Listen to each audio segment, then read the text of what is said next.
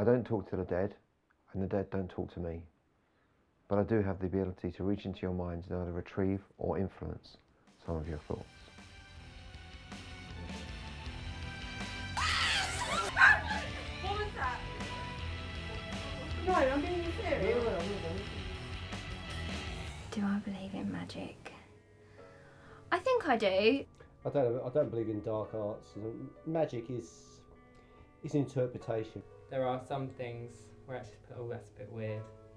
I believe that, yeah, some of it's real. I don't know if I believe everything that Alex does or anyone does, but yeah, no, I believe in most of it. He's getting into your mind, actually. He makes you believe things, or he makes you choose things that he wants you to choose. He's just really, really clever.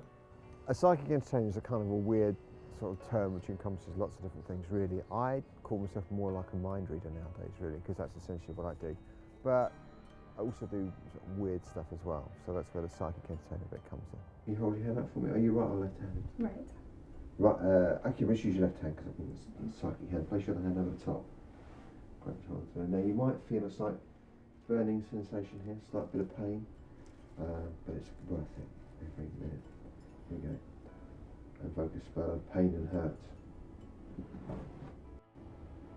You feel anything? No. Some people do.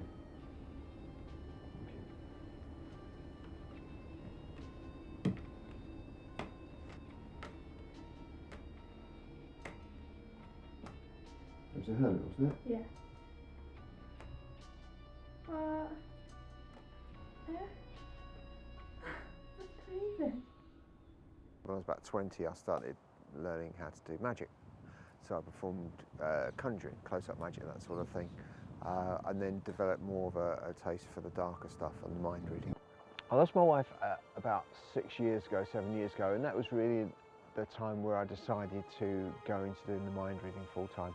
And I think the reason for that was that, you know, you get to this feeling, well, you know, life's meant for living, you've got to make the most of every second you have, and why do something you don't really want to do, and focus on what you really want to do. Yeah, my wife was very supportive of my career. She, the same as my current wife. I call her my current wife to keep her on her toes, really, but she was as supportive as Trudy is now, in as much that she would watch what I was doing. She would support me in any way that she could. She was always there, always just come to the gigs and watch me.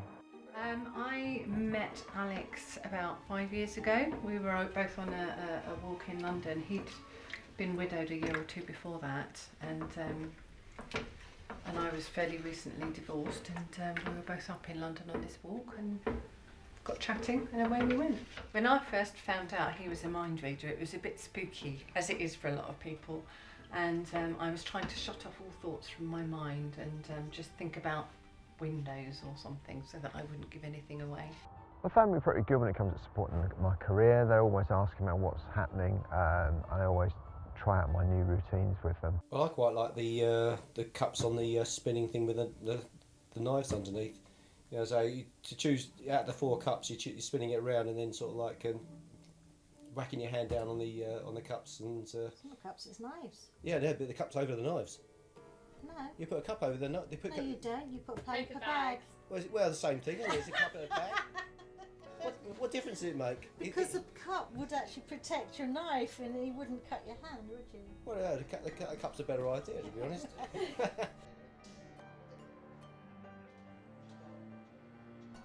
The knife isn't going to cut you if you do that, is it? The plastic, the paper cups. The ones that just give Oh, way. he's never used plastic bags because you can't see them. The paper cup, See, the knife. I don't know, over 30 years of this. I tend to, when I'm looking at new routines, I tend to either look at stories, I read stories, ghost stories, that sort of thing, which inspire me. And I read books on different techniques and develop them. A lot of the time, to be honest, I work out my new routines and I'm walking the dog. I take the dog for a walk, my mind starts going, starts ticking, and that's when I start developing my new routines. My dark parlour is something that I developed because I want something completely unique to me. I have 2 dark parlours, to be honest. One of them is the proper dark parlour, which isn't this. It's what I use for functions. And what it is a table with cloths over it and loads of weird stuff that I keep in here. And I use it in the shows, and people will come up, sit down, and I spend 10-15 minutes with them doing some weird stuff before they move on. This is my second duck parlour. This is my second home, really. I use this as a place for me to create new stuff. So a lot of stuff in here, some of it are props and bits that I use in the show. Other stuff is just there just to inspire me. So this is my work space, really. The Jack the Ripper experience, which is some of the stuff that we have down here, is a whole evening based around Jack the Ripper, and it ends up with a seance where we call upon the spirits of Jack the Ripper, see if we can make an appearance. The possibility of contacting Jack the Ripper in an evening excites me. When I do my seances, I don't know what's going to happen. It's a bit like when you phone a public phone box, you don't know who's going to pick it up. So you never know who's going to be there. When I do Jack the Ripper one, something's going to happen. It always creates something. So, as I say, people sometimes they've experienced feeling someone brushing their hair. People feel themselves being touched, being pushed. There's all sorts of weird and wonderful things that happen. Are you alright?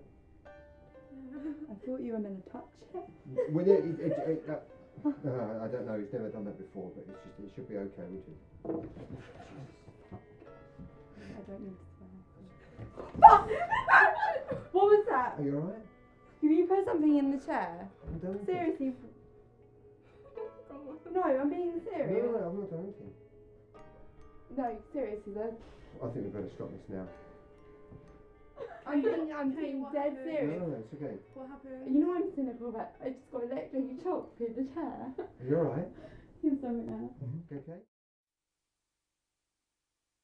As to whether I believe in magic and the dark arts, I believe in something. I believe that there are weird things that are happening around us that we don't know about. Whether that be our imagination or a heightened sense of imagination. Some of it is undoubtedly coincidence, but I think some things are probably around us which are unexplained. I tend to book most of my own material. I do work through a couple of agents, but no manager as such, although that is something possibly I'm looking at next year. I've been on TV a couple of times now. I was on a show called Astounding Celebrities, which was for ITV, where a group of us went around to see different celebrities and perform for them. I performed on The Slammer for CBBC in front of loads of screaming little kids, which was great fun.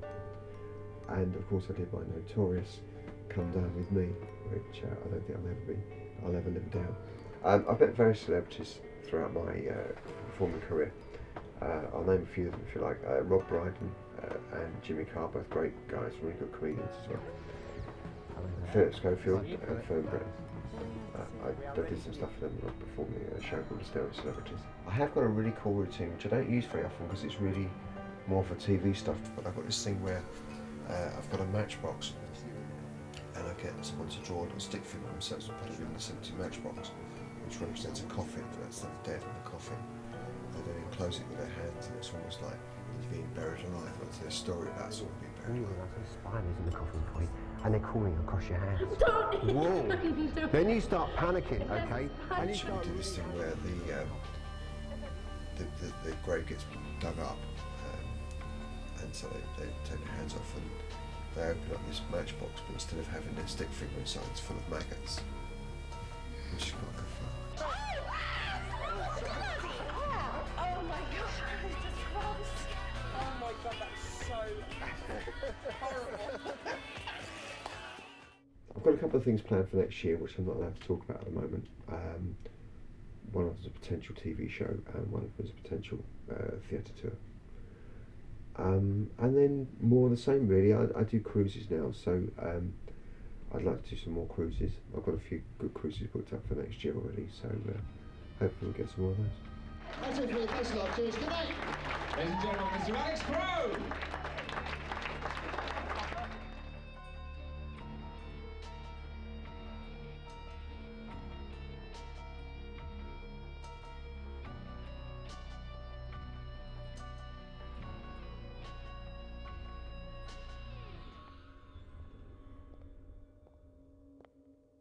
a plastic cup would only cover a small area, so you'd see where the knife was. I don't know what you're talking about.